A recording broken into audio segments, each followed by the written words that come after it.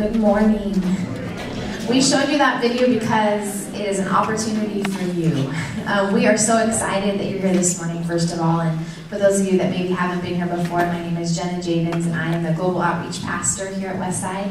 And we have just been so excited thinking and praying and dreaming about these times together because we know that God has something He wants to stir up in you. And so we're expectant of that again this morning.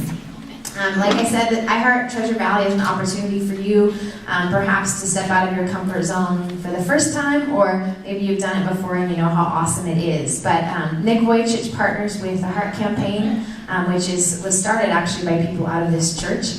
And we are taking a missions trip to exotic Idaho. So if you're too scared to go across the ocean, go to Idaho. So I'm going to be leading that team, and I just wanted to give you that information that's coming up. And if you would like more information about that, there is our first team meeting will be February 3rd, which is next week, in the adult ed room. So if you're curious or you for sure want to go, be there, please. And that's actually during the 10:45 service, and it won't be too long, so just for that. I just have a quick few announcements, and then we're going to launch into what we have for you this morning. First is if you didn't catch the table outside and signed in and got everything that you need, please make sure you see the table on the way out. Terry would love you for that. And the last thing I have is a really awesome, exciting thing that we have happening here in the month of May. And it is actually for our local and global outreach, and it is a Beyond Silent auction. And I am giving my plea to ask if you would help volunteer, but it's going to be really fun. So we have lots of different areas where you could volunteer, and just to give you a little picture of what it'll look like, I really feel like God's put it on my heart that we need to raise finances so that we can bless the kingdom and bless our community and people around the world. But more than that, I just feel like God's asked us to really create an experience for people so that they feel what we're doing.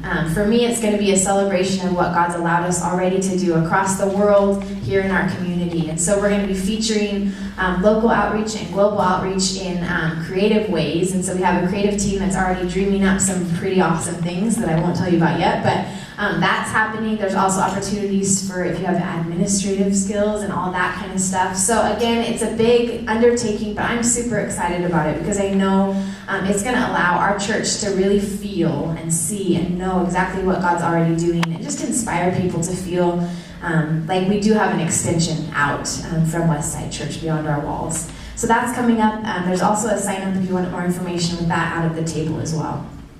So without further ado, I'm going to introduce to you Pastor Jim Stevens, and he is going to share with you some awesome foundational things about missions this morning. And if you don't know Jim, he used to serve here as the missions pastor, and he and his wife have served in ministry for years and years, 16 of which were overseas as missionaries. So he is a very wise man. I can tell you that from personal experience, so please welcome him. A very wise man once told,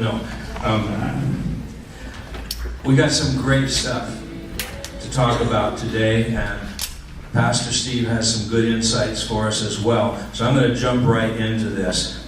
I'm going to focus mostly, in this session, on missions, global missions, but please keep in mind that at Westside Church, we're developing both in the area of global missions and local outreach at the same time with the same leadership team. And I think that's a really, really good thing for us.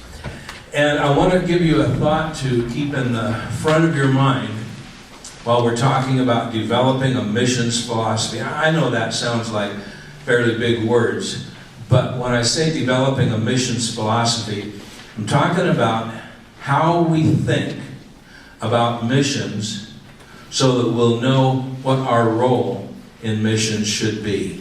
And here's the phrase I want you to keep right in the front of your thinking all the time we're talking about this today. No one can do everything, but everyone can do something. That's true of us as individuals, and it's true of us as a church. No one can do everything, but everyone can do something. And so it's important that we figure out what is our thing to do in the plan and purpose of God. Let's talk just for a couple of minutes about the history of missions as we know it.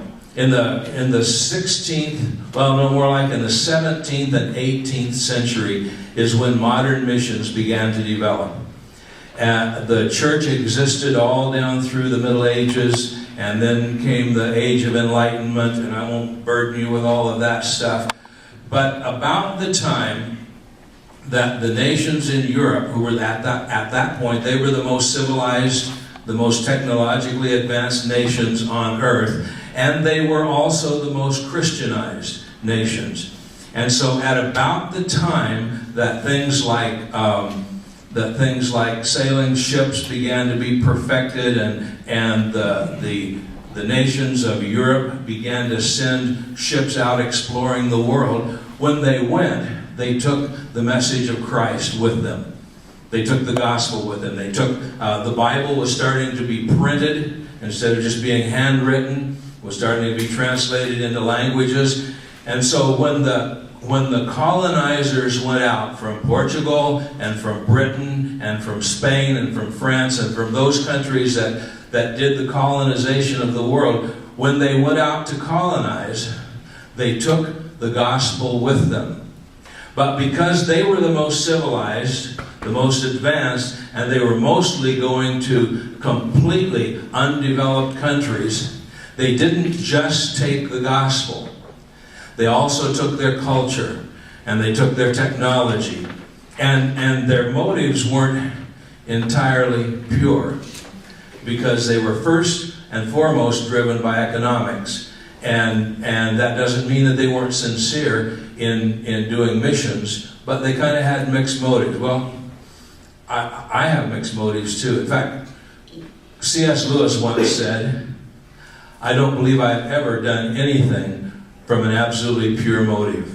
So all of us, we have to be aware that when we're doing things and we're motivated by a good heart and by the Spirit of God in our heart, there's always some mixture. And so it takes a while. Sometimes it takes a little experimentation to get it right. But what happened with this exporting of culture along with the gospel is we developed a pattern that carried right over into our time. And so, and I'll just tell you this from the experience that Gene and I have had.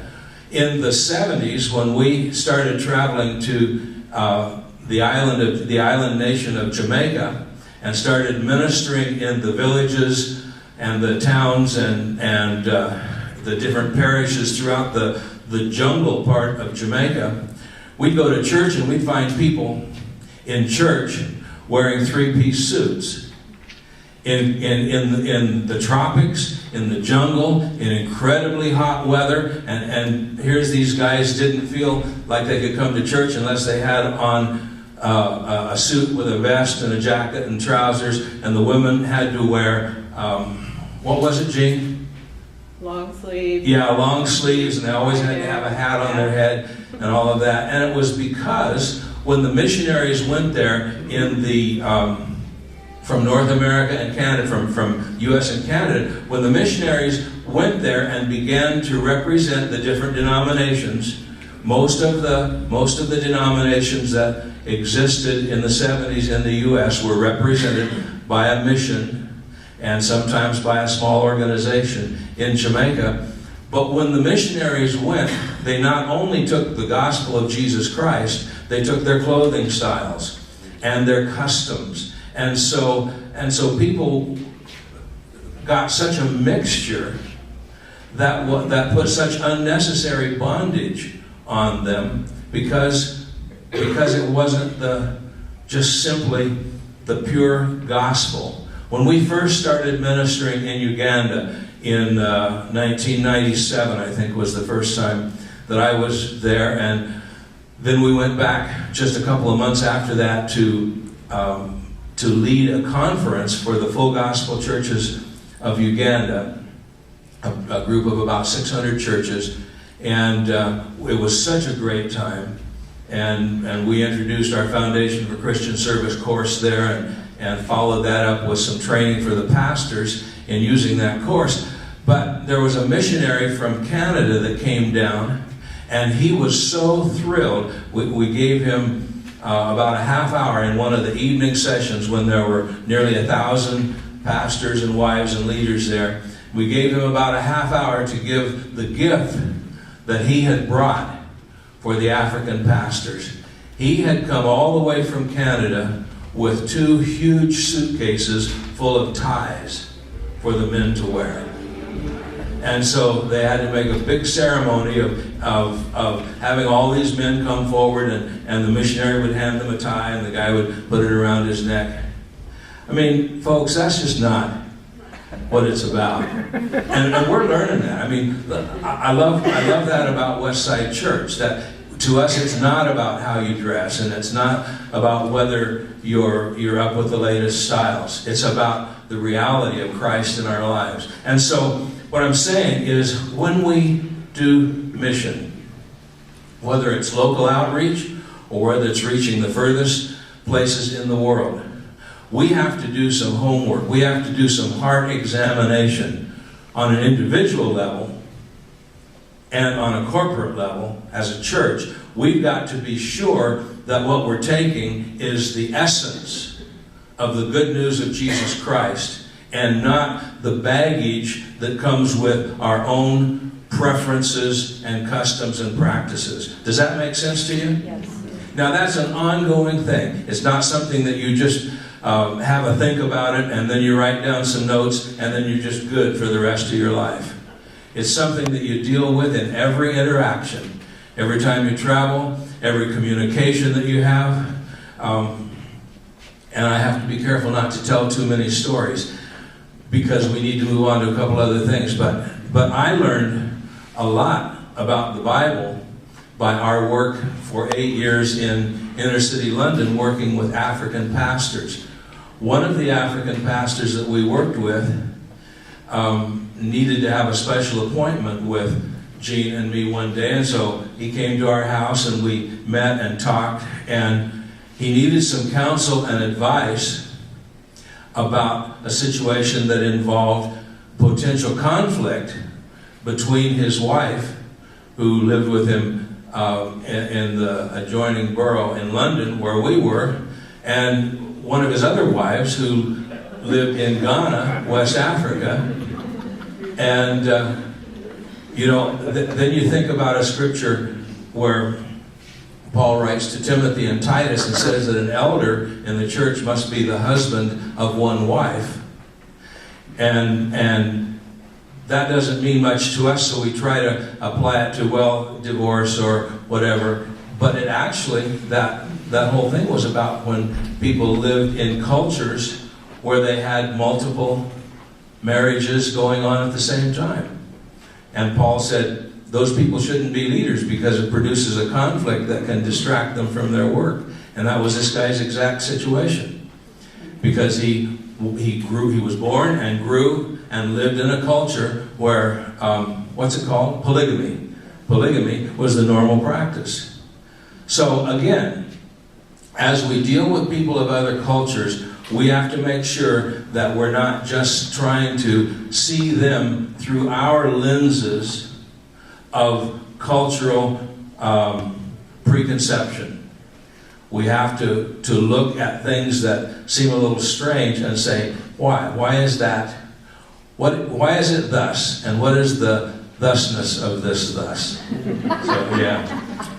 All right. So that's one of the things that's I think is a huge thing for all of us to keep in mind. So we said nobody can do everything, but everyone can do something. And we said that we've got to be careful that we're not always looking through the lenses of our own culture when we're trying to influence other people. Because this session is about developing a missions philosophy. This is about thinking through why we do what we do and why we do it the way that we do. So, here are some types of missions ministry. Now, we're talking about global missions. We're also talking about things that relate to local outreach. Here are some types of missions ministry that Christians are involved in. One is humanitarian aid. Humanitarian aid can be medical care. That can be short-term medical care. It can be things like YWAM and OM that have the medical ships that travel to developing countries. It can be the establishment of hospitals in developing countries.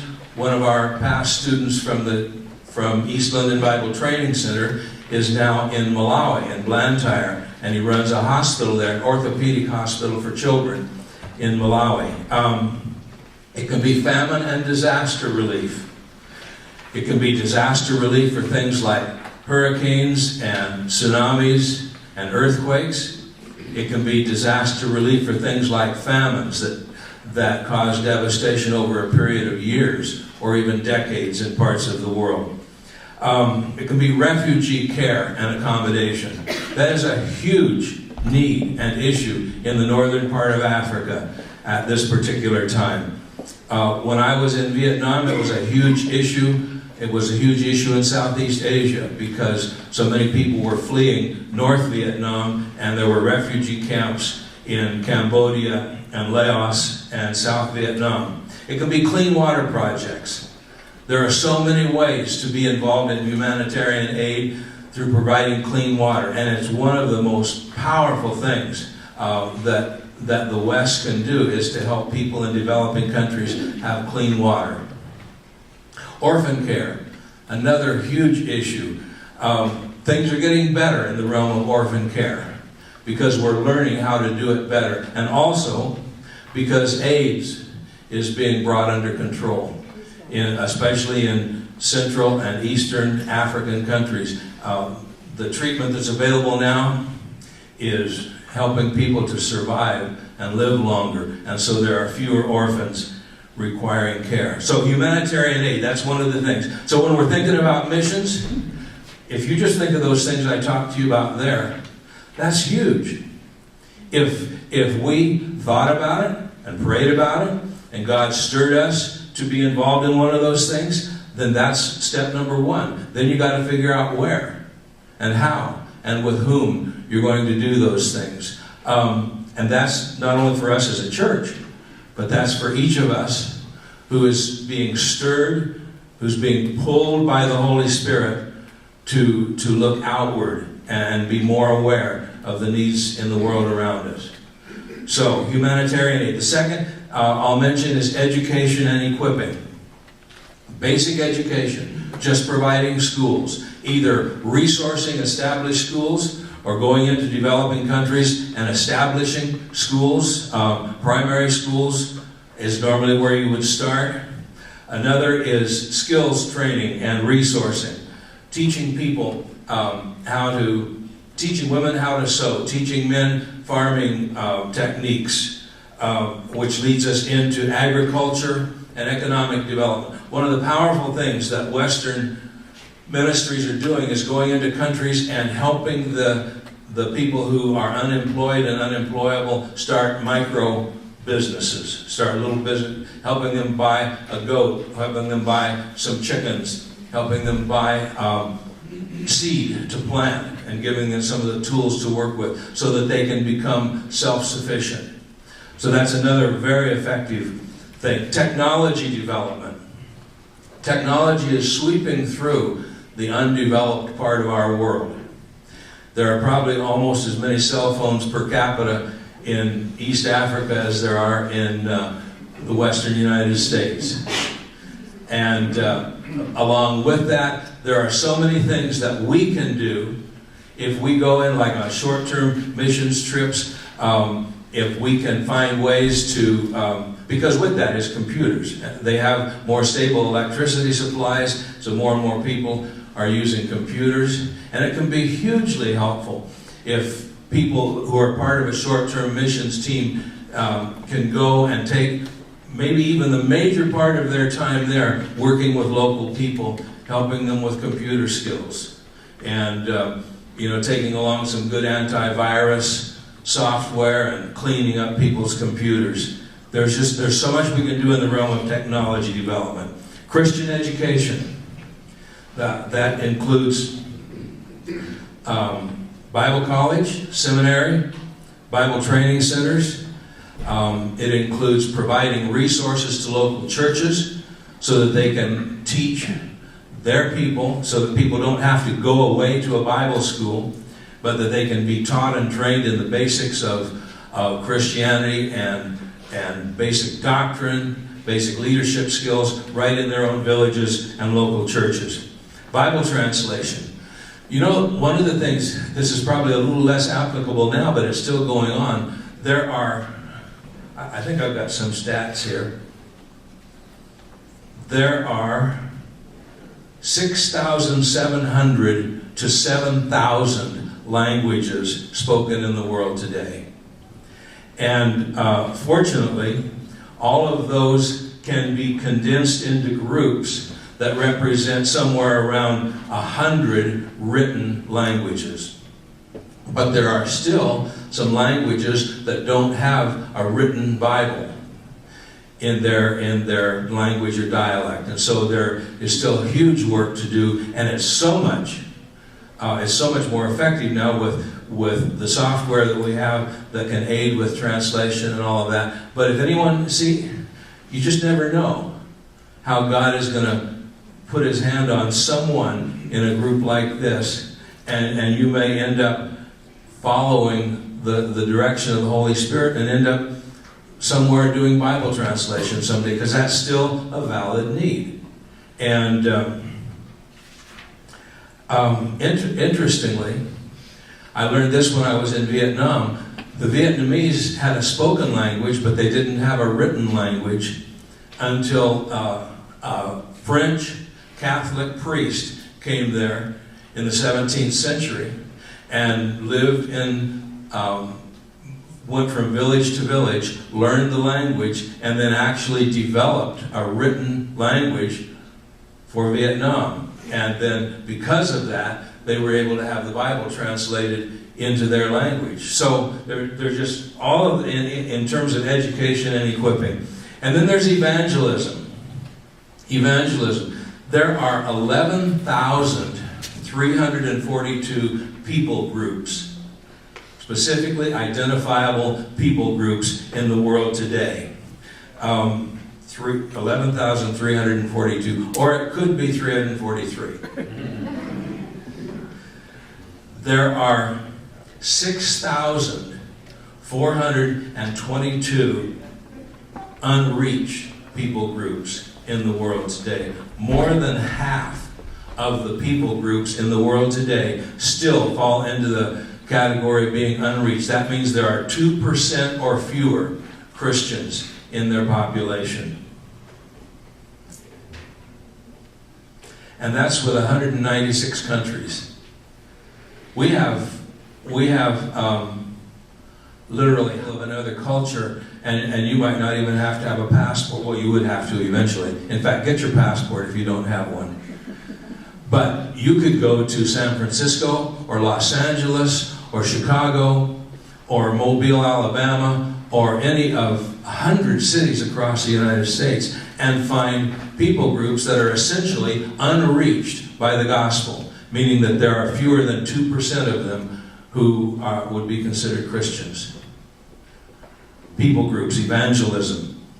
And one of the things that we have to think about with evangelism is that see how to say this.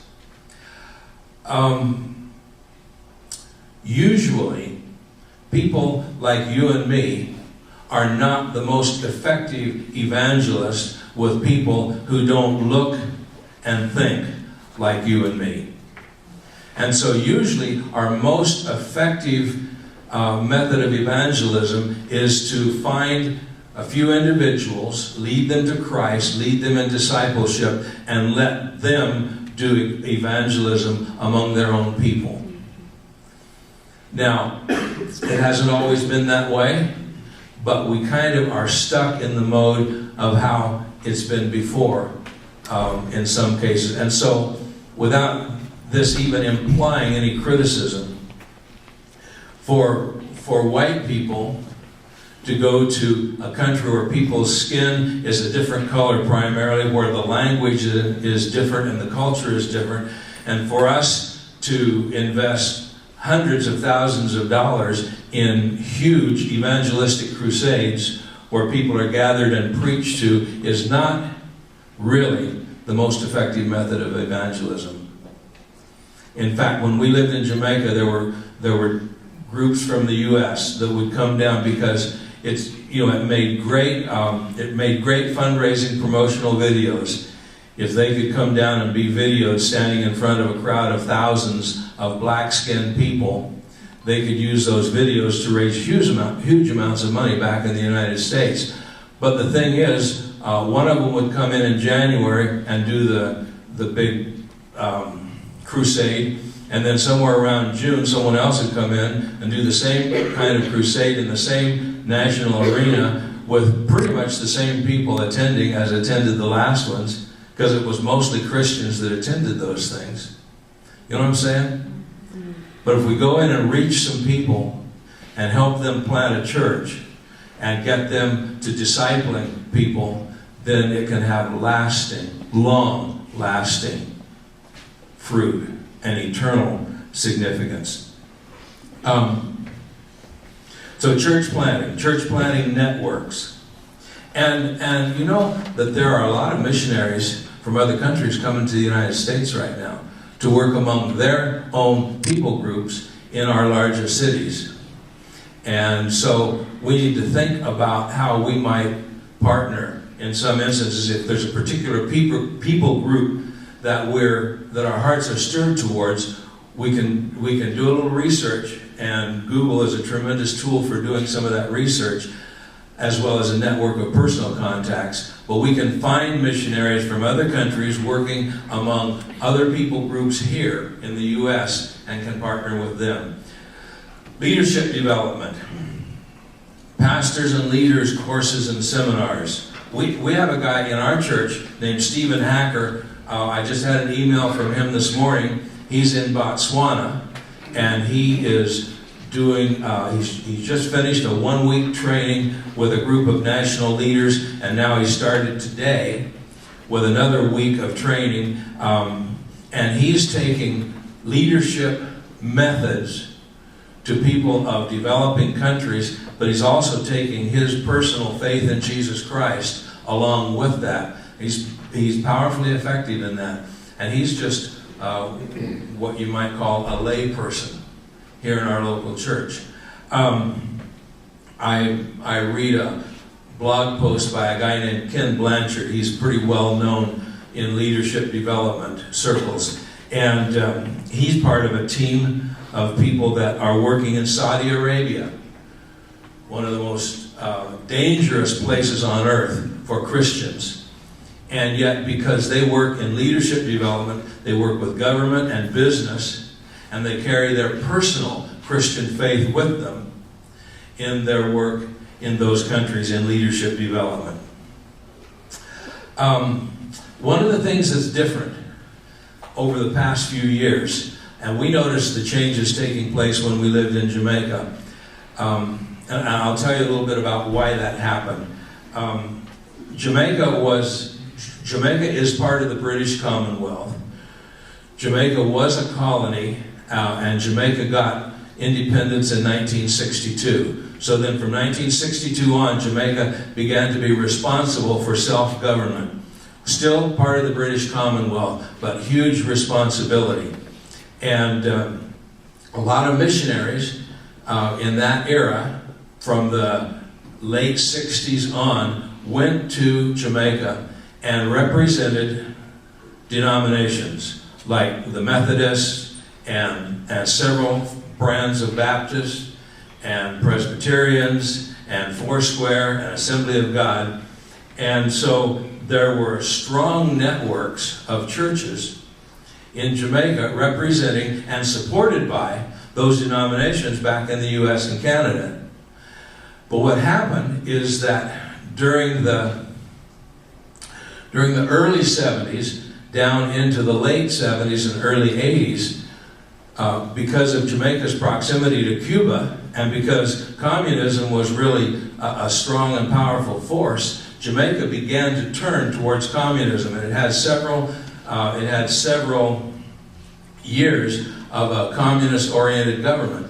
And the missionaries, most of them, had to leave unless they could kind of go underground and have a sort of a non-spiritual reason for being there, then they could stay. But what happened is that the leaders of all these denominational networks had to leave Jamaica, and they had not trained Jamaican leaders to do the work.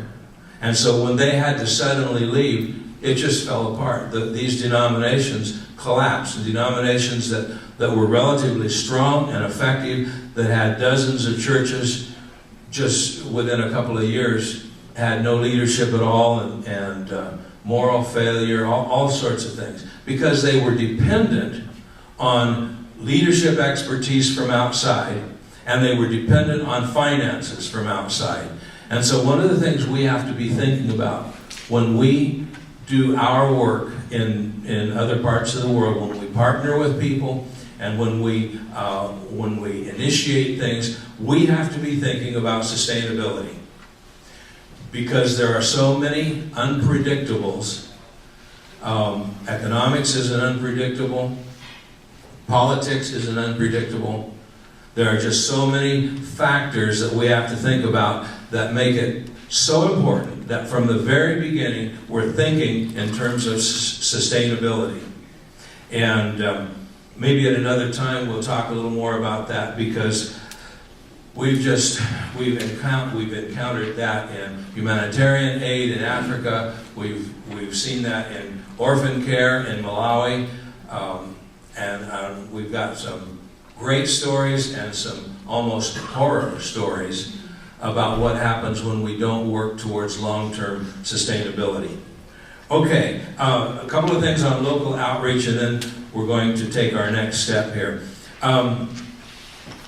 Here are some types of local outreach that we, in fact, I think these are all things that we're involved in now, and you would probably think of some other things that in the future we might be looking towards. Feeding the hungry, reaching out to the foster care community, ministering to the homeless, assisting our community partners, and participating in iHeart campaigns, like the one that Jenna spoke to us about a few minutes ago. And then I want to touch on two more things, and then we're going to move to the next, to our next point here. We have to think in terms of developing a missions philosophy. Is this stuff making sense to you guys? Yes. Okay. We have to think in terms of, are we going to go in and do our own thing and be responsible for owning it and funding it and sustaining it and dealing with the unexpecteds that come up?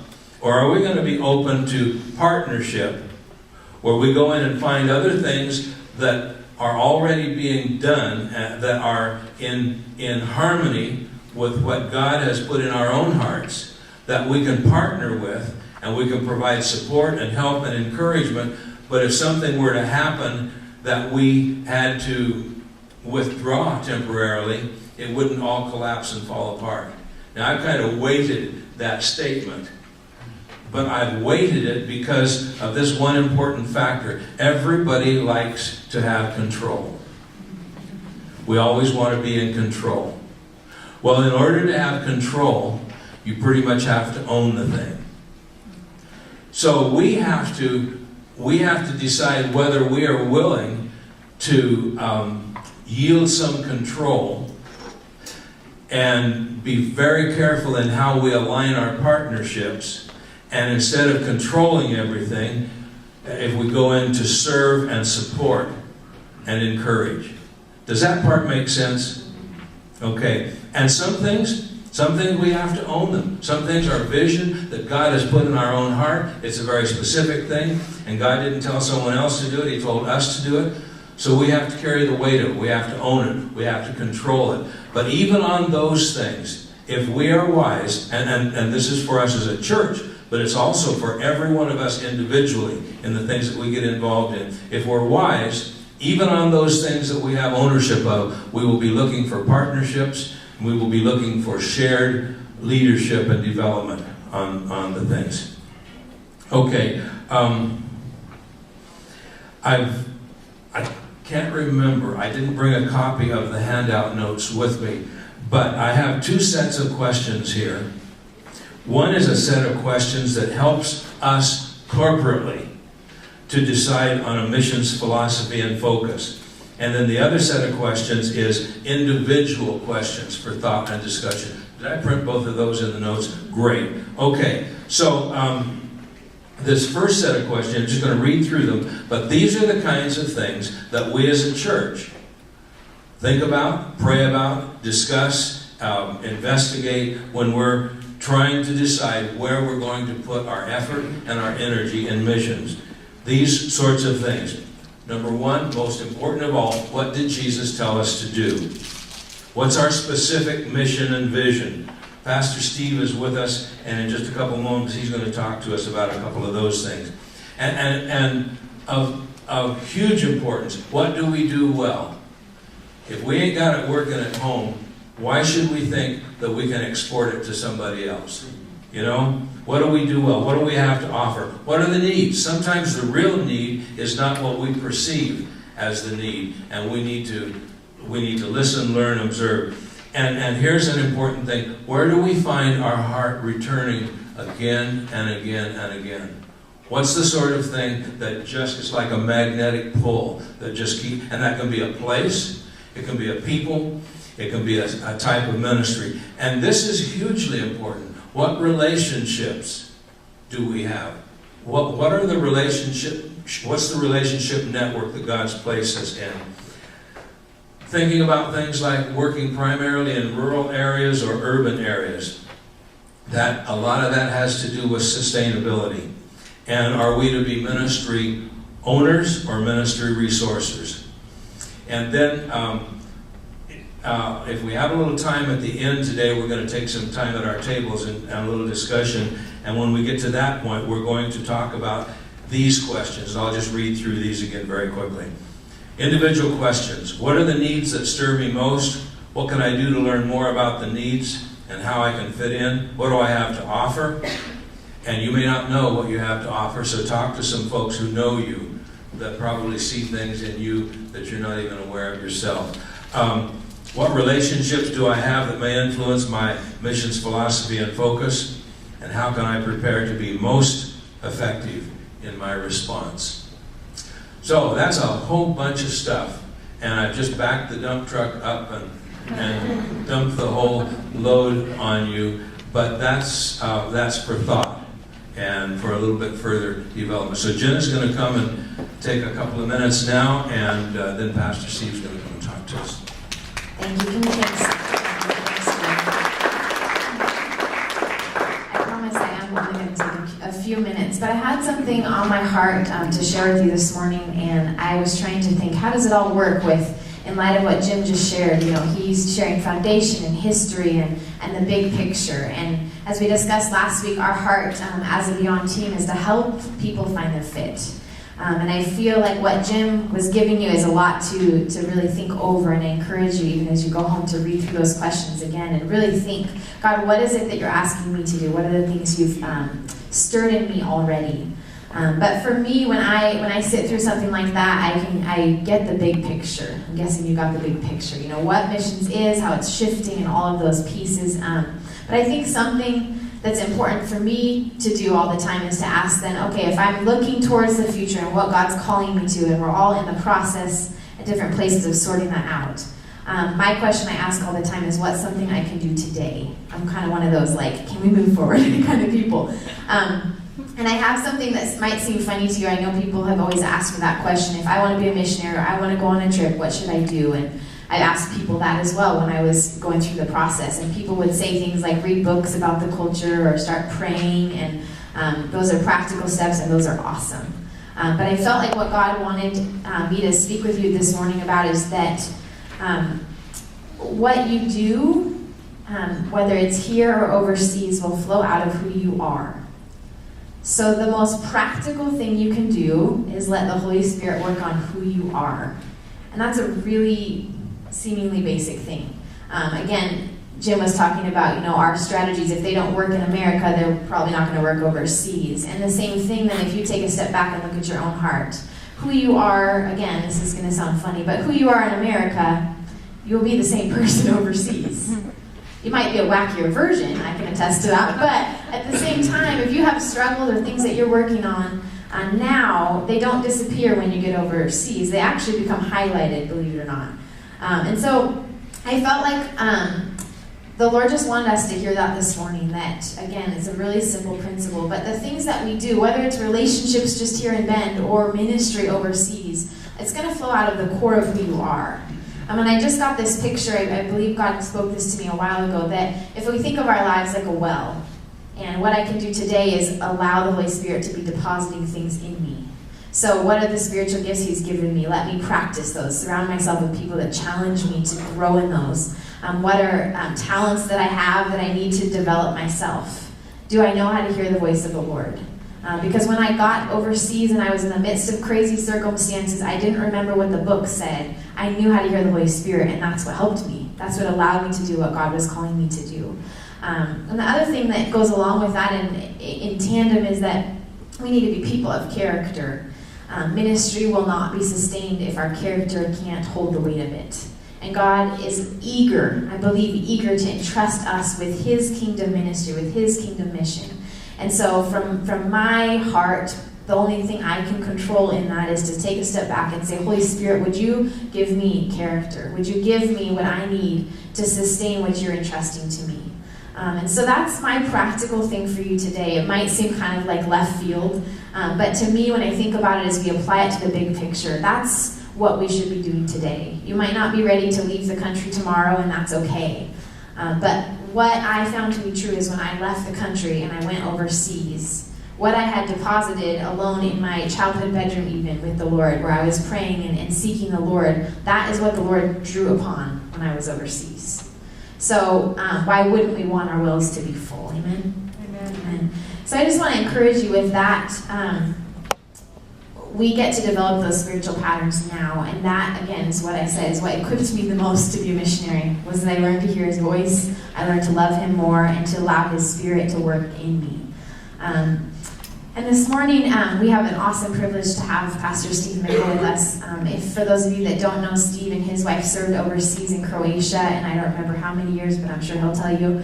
And so we just wanted to ask him a couple questions so you could get his perspective on missions, and really where, how it's led him to where he is now. So Steve, you can come forward as I'm asking the question, because I think you know the question, but you can welcome him.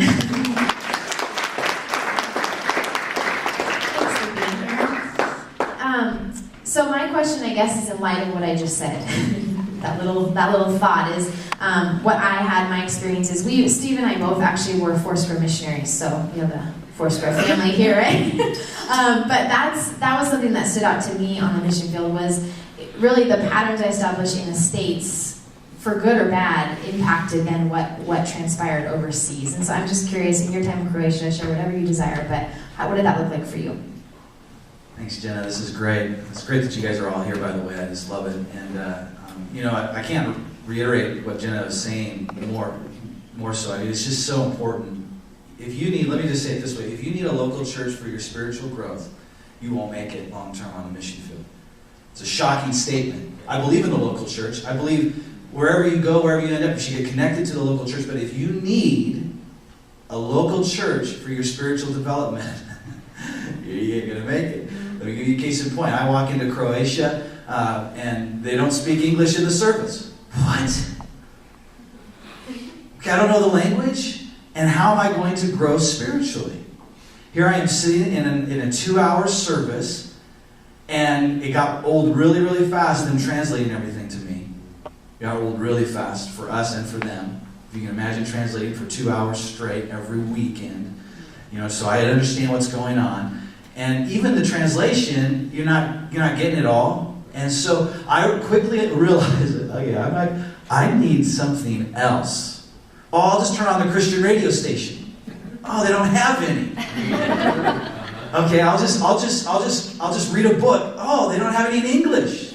right? So I had to figure out very quickly that I needed a vibrant, strong relationship with Jesus before I ever went, and then it was on me when I did go. So I think that character issue is huge, because I think you think, well, I just I'm not quite there yet, and you're like, no, you got to get there. You got to get there. You got to get to a place where you can skip church every once in a while and still be good with Jesus. I'm not encouraging you to do that, but I'm just saying that is an important deal. Jenna said you speak out of who you are. It's so true. You speak out of who you are. If you're not evangelizing people here, you will not evangelize people over there. You don't get off the plane and all of a sudden this anointing comes on you and you're a different person and you wake up, oh man, maybe that might last for 2 weeks. But if you're there long term, it's just who you are here is who you will be on the mission field, without a doubt. If you're lame here, you're lame there. If you're great here, you're great there. It works that way. It works that way. Ron Mel told me once, be a prophet, not a parasite. If you have to draw from someone else all the time to get words from God for other people, you got to get words from God yourself. You got to have a vibrant relationship with Jesus Christ, where He's downloading things to you personally. It's not just through a book, and it's not just through a preacher. It's things you're connected with Him, and it's going to flow out of that. Your effectiveness, short term, long term, it doesn't matter that it happens here. You'll be more effective here if you learn what Jesus' voice sounds like and you follow it and obey it completely. I won't tell that story. It's too long of a story. It's a pretty good one though, but I won't tell you. So anyways, I think that's it for that question. I think Jim was going to come up and ask me a couple other questions. Just like, okay, I got to get with Jesus. Yeah. I got to get with Jesus. Whatever, and that doesn't matter whether you want to do missions or not.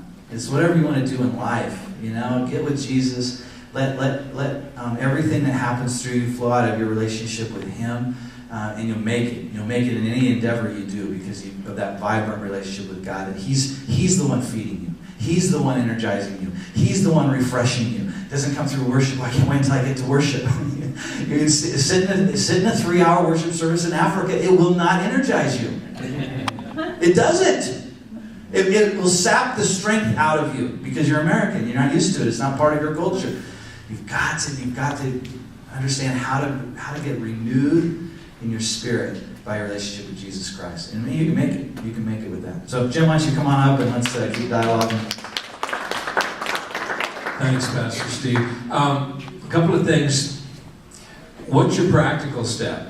The stuff that Jenna and Pastor Steve just said to you about your personal growth, being responsible for your personal spiritual growth. What's your practical step? What's 1 or 2 things that you're going to write down on your paper that you're going to do to take those steps forward in that? I have another question for Pastor Steve. Westside has a great history of missions involvement. We've been involved in missions within the Foursquare denomination.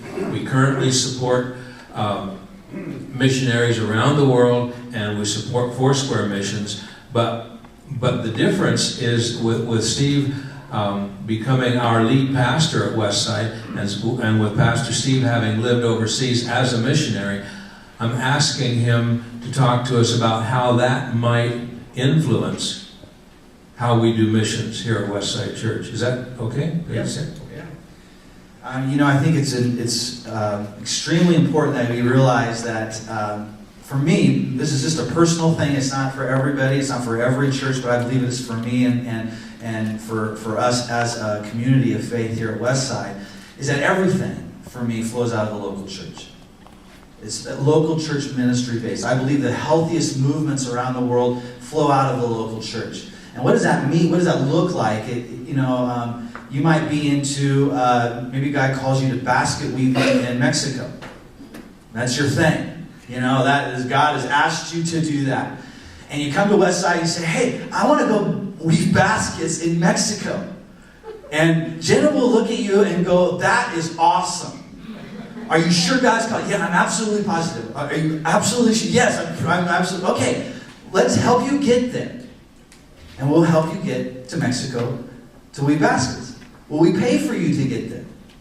No, probably not. We might throw a little bit at you if we can, but we probably aren't going to get full on. Are we going to start telling the church about the basket weaving ministry we have in Mexico? Probably not. The reason we, and I'm going to show you a picture in just a second, but the reason we do that is I believe that local church ministry in a local context is the most effective way to reach the people. So you say, hey, I want to weave baskets, but I don't want to just weave baskets. I want to start a church of basket weavers. Oh, now you've got our attention. Because you want to reproduce something, not just baskets.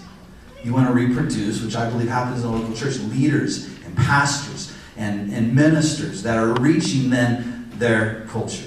Because I believe that long-term missions will always be an important part. Jenna was a long-term missionary. I was a long-term missionary. I believe that's an important part. But it's becoming, because of globalization, you don't have to move overseas and give 10 years of your life to missions anymore. You can, and Brent Ehrwicker is a great example of someone that God has placed that calling on. But you can be very, very effective in this world, going in 2 weeks at a time.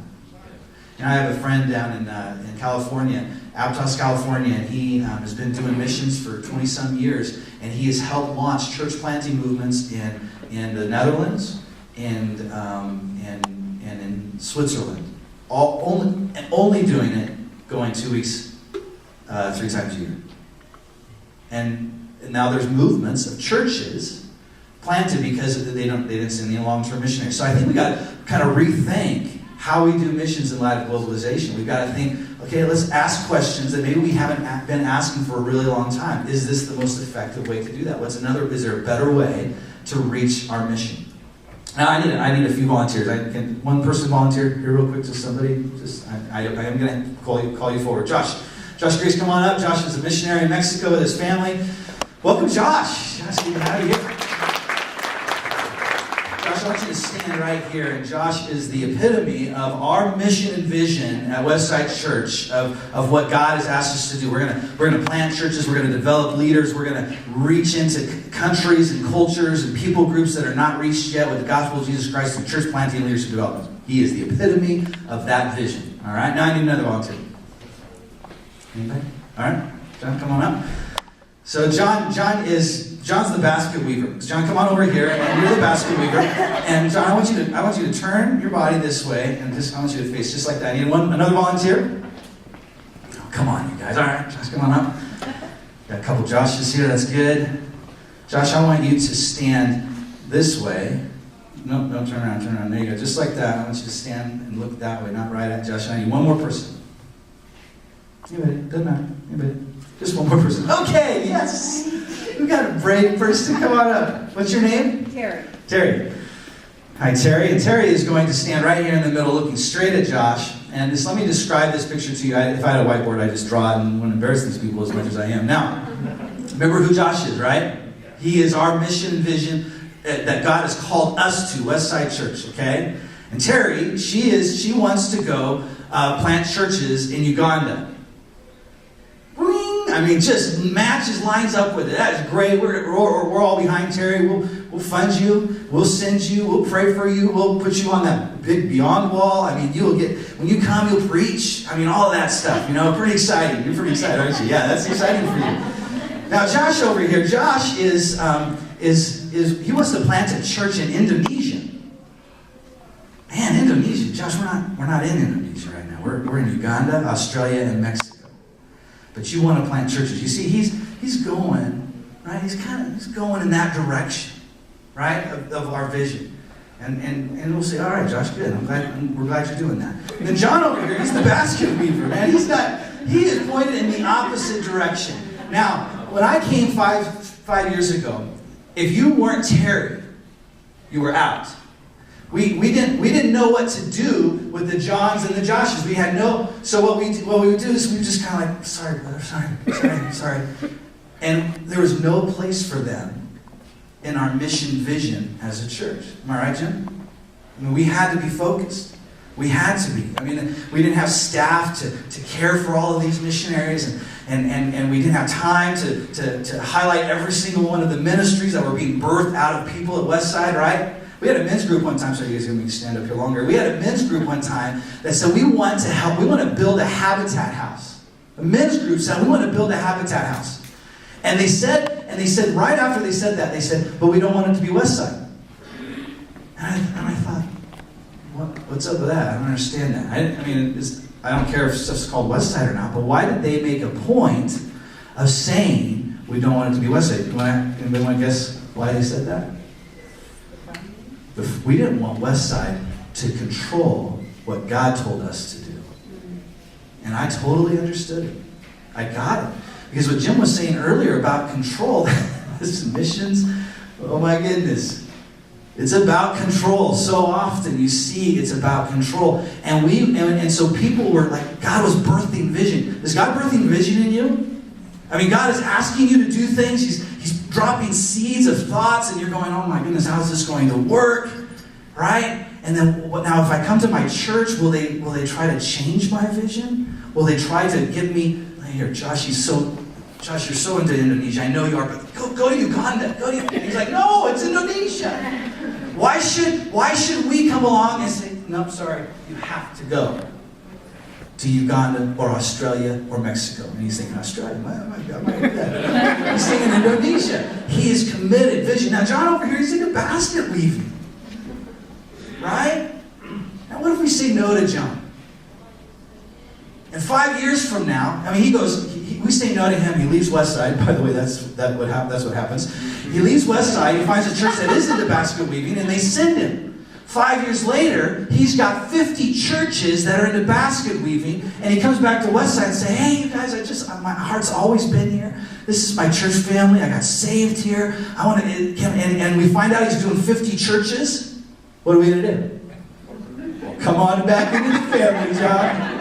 It's like, wait a second. So what we're doing now as a church is we're saying, as best as we can, we're putting our hands on men and women and saying, go do what God has asked you to do. And we will be behind you. We will support you. We're not sure how much we can support you. We're not sure how much we can get you in front of the church. We're not sure about all that stuff. But what we're not going to do is cut you out and the vision that God's given you. We're going to say, let's help each other do what God has asked you to do. And what we found, what we used to be scared of, is that if we didn't have Terrys just everywhere, Joshes and the Johns, we always thought they took momentum away from this.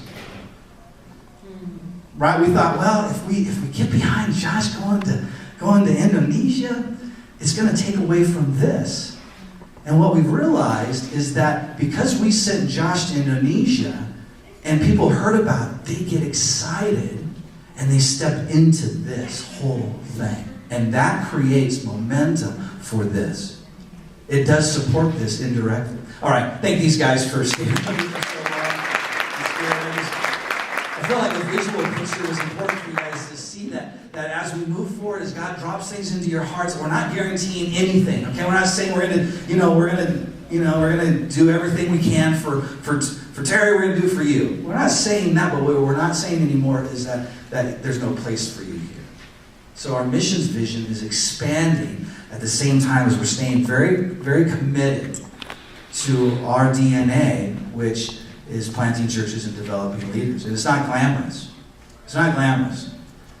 Supporting orphanages are glamorous, and I'm not opposed to orphanages, but this is what I believe solidly, the core of my being from the years of experience in missions, is that the best people to care for orphans are healthy local churches. I believe that. I think that because it's long lasting. Jim used the word sustainable. What's sustainable? Local churches last. They do. And if they get a vision and a heart for caring for the orphans, for the foster kids, then there will be an established ministry even after the missionary leaves. Because every one of them leave. It's inevitable. Grandkids come along, you're gone. I mean, you might last your whole life, but that moment, that's it. Grandkids trump vision. I've learned that. Grandkids trump vision. But it's just and so what happens if everything that's built in a country is on a missionary's back? It's not healthy. But if everything is built on a local church's back, that's pastored by local people, it's going to last. It's going to last forever, potentially. So, anyways, Jim, did you have another question for me, or was that kind of it? That's kind of it. Anything else you want to tell us? Yeah. Do you guys have any questions for me about where we're headed in missions as a local church?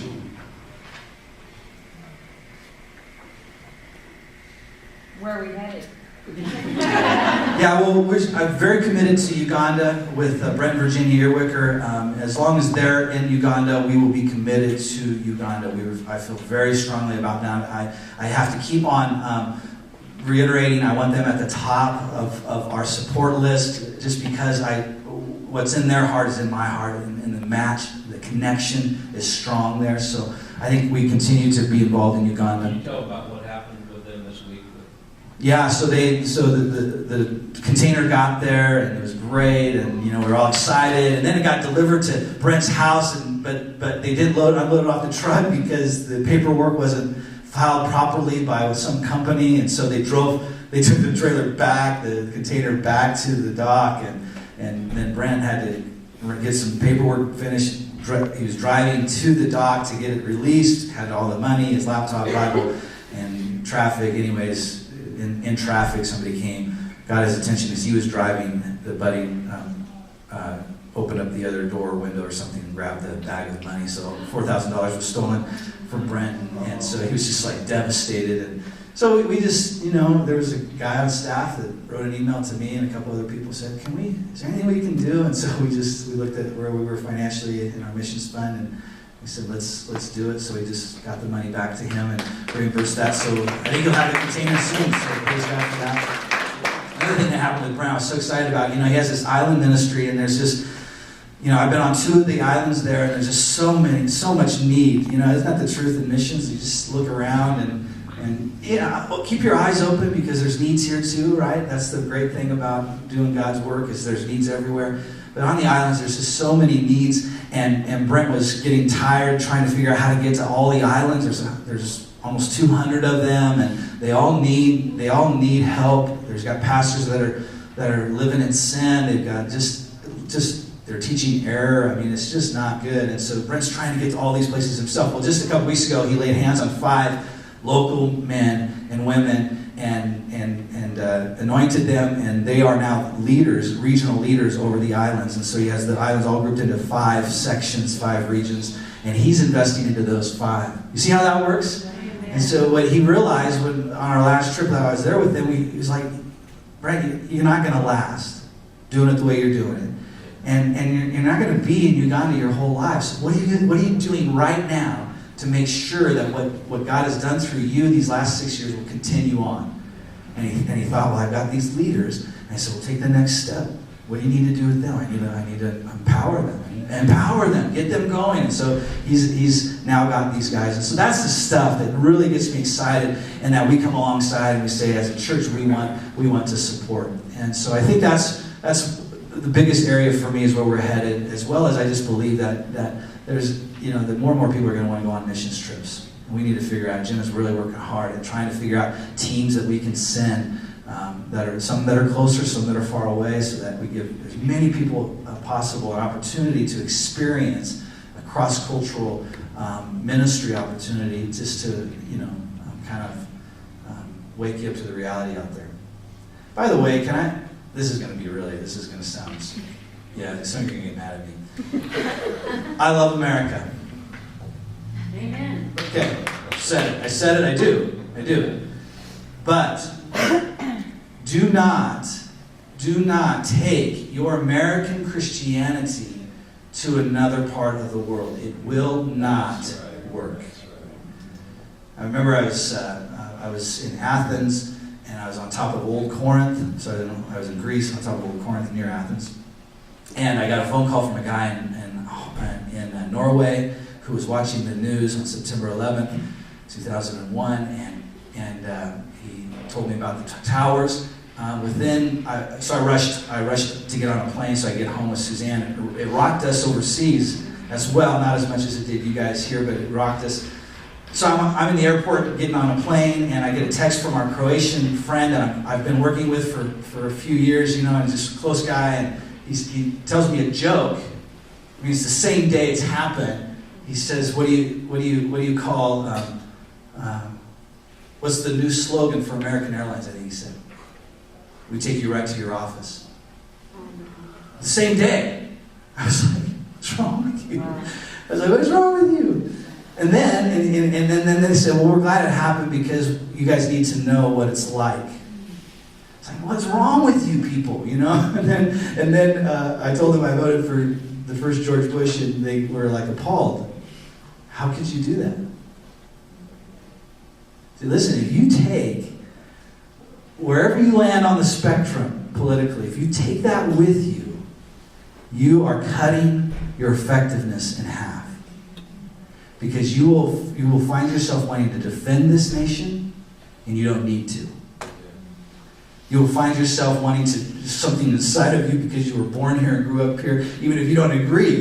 You might even agree with the person that's slamming America, but something will rise up in you, and you'll be like, that, as a missionary, will decrease your effectiveness. You have to put that stuff aside. You have to learn how to be an alien, a foreigner. You have to embrace the scriptures that Paul talks about, being a foreigner in this land. I am a kingdom citizen. I happen to have been born in America, but I am a kingdom citizen, and I operate by kingdom principles. And our nation isn't always gone by kingdom principles, right? And so be honest and have open eyes to see how you grew up and how that has impacted your own theology, because it would be challenged when you go overseas. And I think Jenna will always talk with short-term teams. We always talk to them about how do you talk about your nation, and how do you interact. We're really loud. Did you know that? I didn't know this. We're like really loud people. I mean, I'm not. But we're like, and so you can always, if you spend any time overseas, you can always spot an American. Always. Yeah, let's not be that. Seriously, let's just not be that. Well, that's who we are. Oh, I'm so glad Jesus didn't do that. And he took on human flesh and identified himself with us. And people even wondered if he was the Son of God because he so identified himself with us. Something for us to learn for sure. Somebody else had a question? Yeah. Is Westside Church going to offer international, multi-generational short-term mission trips? It's a great question. I think so. Jenna, what are your thoughts on that? I think it depends on where we're going. Yeah.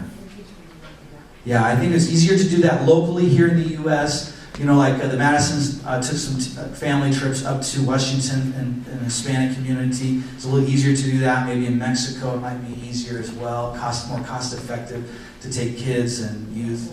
But I think we do want to do that. We do want to do that. I think it's just having people have a vision for it that say, hey, I want to step up and lead in those areas, I think is important. But yeah, it's something that's important to do. What I'd like to know, because I'm kind of drawn to a couple of areas, but what drew you to wanting to go to Croatia where you don't speak the language? I mean, you're going in there totally wrong. Yeah, well, there's a couple things. One is a calling. I heard a voice from God, so to speak. So that was huge. That was driving it.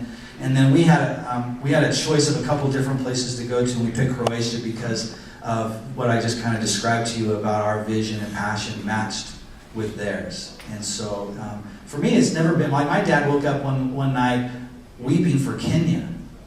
He had to go to Kenya. I mean, that's like a pretty clear sign. I mean, it was just really connected with him. But for us, it was really just what is that country doing, and does it match with our vision and passion and heartbeat? And so for us, it was a voice from God saying, get involved in missions first, and then when it came to where, for us, it wasn't as important as what. What is that country trying to do? What are the people they're trying to do? Is our giftings a match for that? And so that's kind of how we did it. There's different ways to do that, but I would always encourage you to not get hung up on place, on locations, as much as possible, because you can be used wherever, anywhere. You can be used, your giftings and strengths. So when you were over there, what did you guys do? I mean, were you training leaders or? Pretty much a long vacation. It was just, yeah. Yeah, we systemize. Yeah. So we worked with the local people, and some people encouraged us to go plant a church, and we just felt like we needed to invest in relationship with the locals. And so this was the hardest transition for us because Croatia is a very. Is this being recorded? It's a very We can processing the words I use. Let me just say this: they will go work from 8 or 9 until about 2, and then they take a siesta phase. And you're going like, what, are they doing anything? Do they, how do they have income? So we had to realize that leadership development for us had to be done differently. It's not getting them into a classroom. It's not doing this. This is foreign to them, having something like this. It had to be around a coffee table. And that was actually hard for me. It sounds really great, but it was actually hard for me to just kind of slow down, not have my little packet of materials that we walked through, but just to talk relationally with them. And so that's primarily what we did, is we just tried to, so one of my life goals is to help people realize what their life goals are and live them out. And so that, our conversations, what do you want to do with your life? Where are you going? Where's the church going? And so it's all about investing into those people there to help them do the work of ministry. Yeah, it was never about us, and that's weird, but it is not. It's about people there. We got a couple of minutes. We want to finish up here just about 10:30. Give you time to do whatever you need to do physiologically before we go into the 10:45 service, if that's your plan. So let me just wrap up with a couple of things here, and then we're going to ask you to take a few minutes at your table or kind of shuffle around so that there's about 4 of you talking. I want to just say a couple of things. It's about steps of action. It's not just about information. And so here are some things that I believe are important steps. We'll talk about these. We've got 2 more sessions coming up, one 2 weeks from now, and then one 2 weeks after that, where we'll be dealing with specifics. But let's get our thinking oriented now. Get a passport. If you're serious about this, get a passport. That's a step of faith. That's a step that will start pointing your thinking in a direction. Plus, it'll mean that you're ready to rock and roll if the opportunity comes up. The second thing is get out of debt. If you're in debt and you're serious about missions, whether you're serious about short-term missions or living overseas as a missionary, get out of debt. Because the money that you're paying out in credit card interest and other kinds of interest is money that could be used towards the kingdom of God. So get out of debt. We do Financial Peace University here at Westside Church. We repeat that at least once, maybe twice a year. And that'll give you some good tools for getting out of debt. And with the money that you're saving as you begin to get out of debt, start supporting missionaries. Westside sends money to missionaries, but you need to start supporting missionaries yourself.